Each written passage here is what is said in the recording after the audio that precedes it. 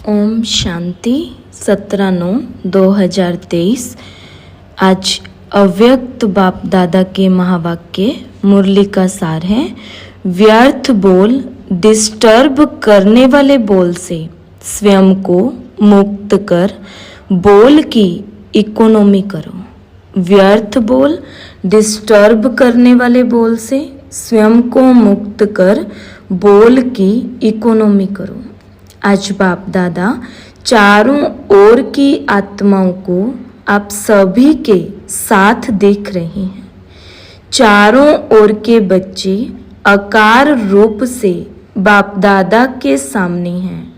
Double सभा, साकारी और आकारी दोनों कितनी बड़ी सभा है। बाप दादा दोनों सभा के बच्चों को देख हर्षित हो रहे हैं, क्योंकि बाप दादा हर बच्चे को विशेष दो रूपों से देख रहे हैं।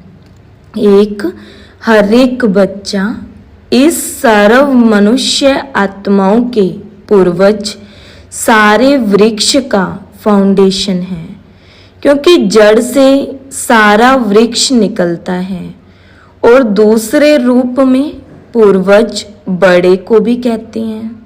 तो सृष्टि के आदि में आप आत्माओं का ही पार्ट है, इसीलिए बड़े ते बड़े हो। इस कारण सर्व आत्माओं के पूर्वज हो। साथ साथ ऊंचे ते ऊंचे बाप की पहली रचना आप ब्राह्मण आत्माएं हो। तो जैसे ऊंचे ते ऊंचा भगवान है, वैसे बड़े ते बड़े पूर्वज आप हो। तो इतने सारे पूर्वज बच्चों को देख बाप हर्षित होते हैं। आप भी हर्षित होते हो कि हम पूर्वज हैं, उसी निश्चय और नशे में रहते हो। तो बाप दादा आप पूर्वजों की सभा देख रहे हैं, जो सदा संगम पर बाप के दिल तख्त नशीन स्वतः और सदा रहता है, कभी कभी नहीं। जो सदा आदि से अंत तक स्वपन मात्र भी, संकल्प मात्र भी पवित्रता के व्रत में सदा रहा है। स्वपन तक भी अपवित्रता को टच नहीं किया है। ऐसी श्रेष्ठ आत्माएं तख्त नशीन हो सकती हैं, जिसने चारों ही सब्जेक्ट में अच्छे मार्क्स लिए हैं, आदि से अंत तक अच्छे नंबर से पास हुए हैं, उसी को ही पास विद ऑनर कहा जाता है। बीच बीच में मार्क्स कम हुई हैं, फिर मेकअप किया है, मेकअप वाला नहीं, लेकिन आदि से चारों ही सब्जेक्ट में बाप के दिल पसंद है, वो तख्त ले सकता है। तो आज बाप दादा ने देखा कि एक तो सभी पूर्वज हैं और दूसरा सबसे बड़े ते बड़े पूज्य आत्माएं भी आप हो। आप जैसी पूजा सारे कल्प में किसकी नहीं होती।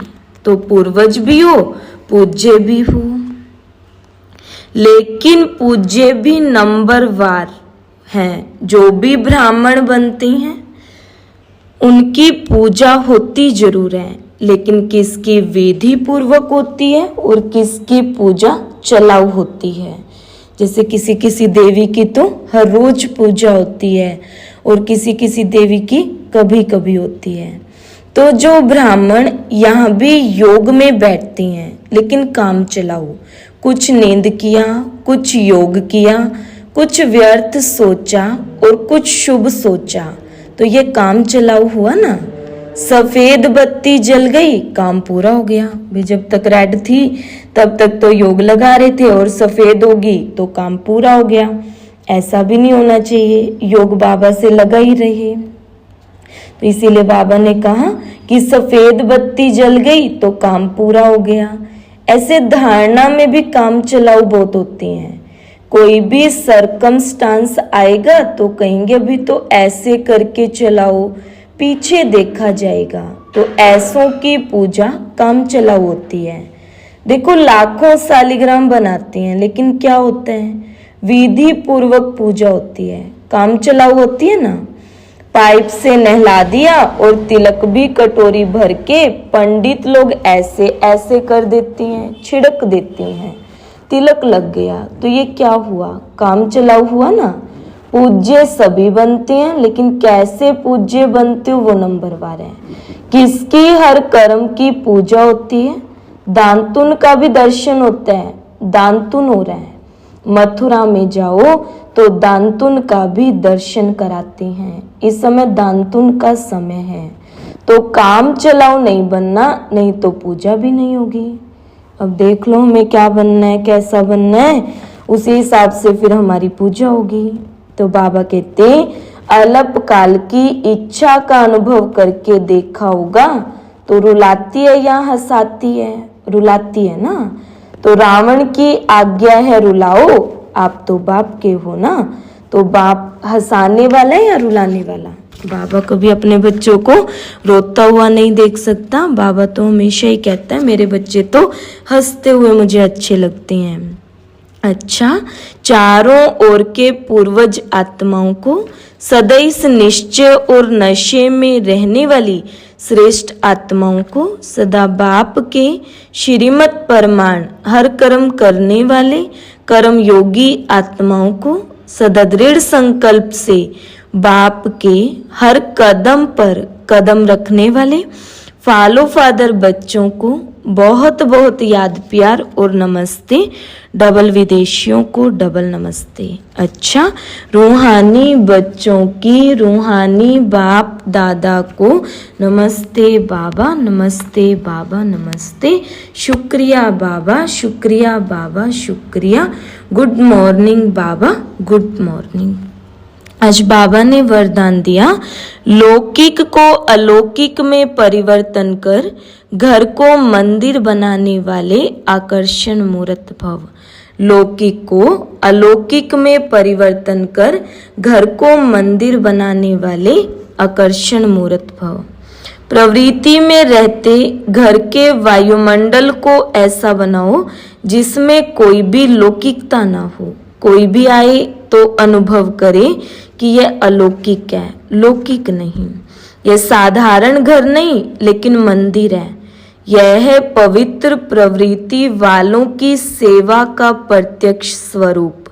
स्थान भी सेवा करे, वायुमंडल भी सेवा करे। जैसे मंदिर का वायुमंडल सबको आकर्षित करता है, ऐसे आपके घर से पवित्रता की खुशबू आए तो वे खुशबू स्वतः चारों ओर फैलेगी और सबको आकर्षित करेगी। स्लोगन, मन बुद्धि को दृढ़ता से एकाग्र कर कमजोरियों को भस्म कर दो, तब कहेंगे सच्चे योगी। मन बुद्धि को दृढ़ता से एकाग्र कर कमजोरियों को भस्म कर दो, तब कहेंगे सच्चे योगी। सूचना, आज अंतर्राष्ट्रीय योग दिवस, तीसरा रविवार है।